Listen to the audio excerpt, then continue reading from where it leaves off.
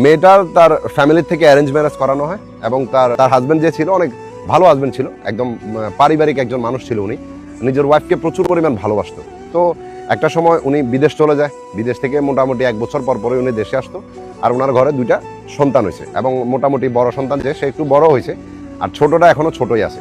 এরপরে কোনো একটা কারণে তার ফ্যামিলির থেকে মানে তাকে আলাদা করে নতুন করে একটা বাসা নিয়ে রাখা হয়। ওইখানে ওই মেয়েটাকে বাসা করে ওইখানে রেখে দেয়, তার বাচ্চা কাচ্চা নিয়ে ওখানে একটা স্কুলে ভর্তি করা দিয়েছে বাচ্চাদের। তো ওই পুরুষটা বিদেশ চলে গেছে। এখন বিদেশ যাওয়ার পরে যেখানে নতুন বাসাটা নিছে ওইখানে ওই মহিলার সাথে একটা ছেলে মহিলাটাকে প্রথমে সামনাসামনি দেখছে, এরপরে টিকটকে মহিলাটাকে টেক্সট করা বা SMS করা শুরু করছে। প্রথম মহিলা এগুলো ইগনোর করে গেছে, কিন্তু ধীরে ধীরে যত দিন যাচ্ছিল তত ছেলেটার টেক্সট করা পরিমাণ বেড়ে যাচ্ছে। একটা সময় গিয়ে মেয়েটা টেক্সটের রিপ্লাই দিল।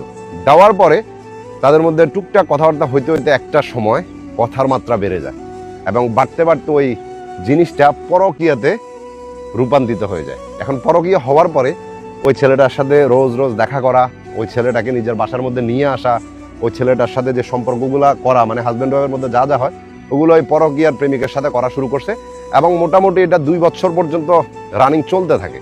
তো একটা সময় ওই ছেলেটা বললো যে আমি তোমাকে বিয়ে করতে পারবো, আর তুমি তোমার হাজব্যান্ডকে ডিভোর্স দিয়ে দিতে হবে। এখন ওই মহিলাটা এতটা আসক্ত হয়ে গেছে ওই ছেলের মধ্যে, সে ওই নিজের হাজব্যান্ডকে ডিভোর্স দেওয়ার জন্য রাজি হয়ে গেছে। এখন ডিভোর্স দিবে, সম্পূর্ণ কাগজপত্র সব রেডি করতেছে, কিন্তু হাজব্যান্ডকে আর বিষয়গুলো জানা নেই। প্রথমে কিন্তু ওই ছেলেটা বলছে যে আমি তোমার বাচ্চাদেরকে নিয়ে তোমাকে বিয়ে করবো, সমস্যা নেই। এরপরে ছেলেটা আবার আরেকটা অপশন রাখলো যে তোমার বাচ্চাদের আমার ফ্যামিলি মানবে না, সো তোমার বাচ্চাদের তুমি তোমার হাজব্যান্ডের কাছে রেখে আসতে হবে, তোমার বাচ্চাদের নিয়ে আসতে পারবে না। এরপরে যা মহিলা এটাও মেনে নিছে, ঠিক আছে তুমি যা বলছো ঠিক আছে। কিন্তু কিছুদিন পরে এই ছেলেটা আরেকটা শর্ত দিল। শর্তটা কি? আমি তোমাকে বিয়ে করতে পারবো, তুমি 4 লক্ষ টাকা নিয়ে আসতে হবে। যদি এটা নিয়ে আসো তাহলে আমি তোমাকে বিয়ে করব। এখন এবার এই মহিলাটা মানে অনেক বেশি টেনশনে পড়ে গেছে। সে 4 লক্ষ টাকা কোথায় পাবে? তার হাজবেন্ডের যে বিদেশ থেকে পাঠানো কিছু টাকা আছে বা কিছু গোল্ড আছে, সবকিছু মিলেও তার কাছে হয়তো 2 থেকে 2.5 লাখ টাকা হবে, কিন্তু তার কাছে 4 লক্ষ টাকা নাই। তো ওই 2 থেকে 2.5 লক্ষ টাকাও কিন্তু এই ছেলেটাকে দেওয়ার জন্য প্রস্তুত হয়ে গেছে। কিন্তু এখন ছেলেটা বললো যে না, তোমাকে আমি বিয়ে করতে পারবো না। কেন পারবো না? তোমার মতো একটা মেয়েকে আমার ফ্যামিলি কখনো মেনে নিবে না। তোমার 2টা বাচ্চা আছে, তোমার হাজবেন্ড আছে, তোমার সবকিছু ঠিক আছে, তারপরও তুমি আমার মতো একটা ছেলের সাথে এগুলো করছো। তো আমি বিয়ে করার পর তো তুমি আরো অনেক কিছু করবে, তোমার আমি বিশ্বাস কেমনে করবো? তো তুমি তোমার মতো থাকো। এরপরে যে ওই মহিলাটা যত চেষ্টা করছে, যত যাই কিছু করছে, কোনো লাভই হয় নাই। ওই ছেলেটা তাকে তার মতো রাস্তার মধ্যে ফেলে দিয়ে চলে গেছে। কিন্তু চলে যাওয়ার পরেও এই মহিলাটা তার হাল ছাড়তে রাজি না। তাকে SMS করা, তার জন্য কান্নাকাটি করা, নিজের হাজবেন্ডের সাথে কথা বলতো না, মানে একদম পাগলের মতো হয়ে গেছে। ওই ছেলেটার সাথে কথা বলতে হবে।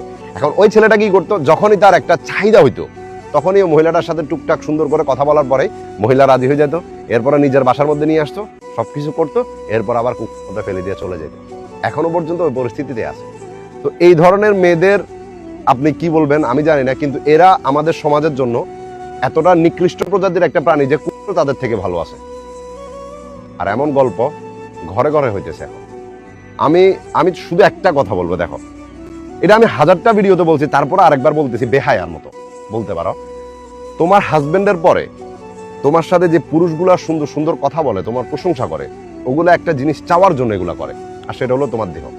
তারা যখন এটা পেয়ে যাবে পারফেক্টলি, মোটামুটি বছর খানিকের মতো তোমার থেকে এটা নেওয়া হয়ে যাবে, তখন তোমার কাছে আর হোটেলের একটা মেয়ের কাছে তাদের মধ্যে কোনো মানে কম্পেয়ার করা যাবে না। হোটেলের মেয়েও তোমাদের মতো মেয়ের থেকে ভালো আছে। এই জন্য বলি যে যদি হাজবেন্ডের পরে তোমার কাছে অন্য কাউকে ভালো লাগে, তোমার জীবনে খুব খারাপ কিছু আসবে, আর সেটা খুব তাড়াতাড়ি আসবে। আর যদি এটা থেকে বাঁচতে চাও তো অ্যানাদার কোনো পুরুষের টেক্সটের কখনো রিপ্লাই করিও না। তুমি প্রথমে জাস্ট নর্মালি রিপ্লাই করবা, কিন্তু কখন যে তুমি এই পলিটিক্সের মধ্যে ফেসে যাবা তুমি নিজেও বুঝতে পারবা না। আর এমন একটা সময় আসবে যে তুমি চাইবে ওইখান থেকে বের হয়ে যেতে, কিন্তু তাও পারবা না। শেষে নিজের সংসার হারাবা, নিজের বাচ্চা হারাবা, নিজের সবকিছু হারাবা, আর যে পুরুষটার জন্য এত কিছু হারাইবা তাকেও হারাইবা। তখন করার আর কিছু থাকবে না। এই জিনিসটা মাথার মধ্যে নিও পরকীয়াতে জড়ানোর আগে।